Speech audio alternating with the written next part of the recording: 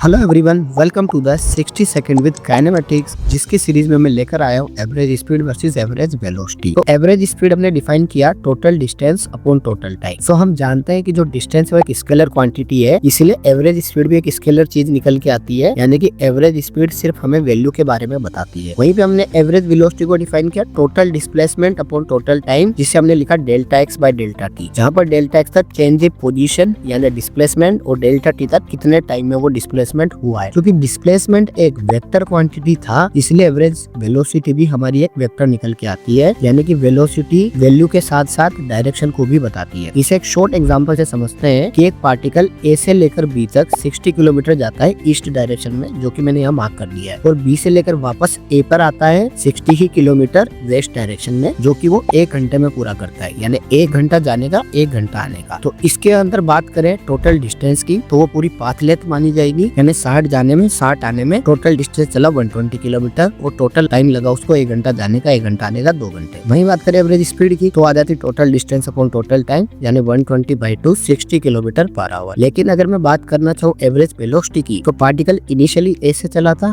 B पे गया था 60 किलोमीटर, देन बी टू ए वापस आया 60 किलोमीटर, यानी जो इसका इनिशियल पोजीशन थी वही उसकी फाइनल पोजीशन है, तो उसका जो डिस्प्लेसमेंट है वो निकल के आ जाएगा 0। और एवरेज वेलोसिटी डिफाइन ही कीजिए total displacement upon total time, तो आ जाएगा 0/2 = 0, यानी कि इस पूरे पाथ में एवरेज वेलोसिटी 0 निकल के आई, जबकि average speed 60 kilometre per hour निकल के आई थी। तो इससे हम कुछ कंक्लूजन निकालते हैं कि जो हमारी एवरेज स्पीड है वो हमेशा या तो बड़ी होगी या बराबर होगी एवरेज वेलोसिटी के, क्योंकि डिस्टेंस जो है वो डिस्प्लेसमेंट से हमेशा बड़ा होता है या उसके इक्वल हो सकता है। तो अगर पार्टिकल एक सिंगल लाइन के अंदर मोशन करता है तो टोटल डिस्टेंस और टोटल डिस्प्लेसमेंट सेम निकल के आ जाते हैं, इसीलिए एवरेज स्पीड और एवरेज वेलोसिटी सेम आएगी। बट अगर पार्टिकल लगातार अपनी डायरेक्शन बदलता है तो उसकी एवरेज वेलोसिटी कम हो जाएगी, बल्कि एवरेज स्पीड उसकी हमेशा ज्यादा निकल के आएगी।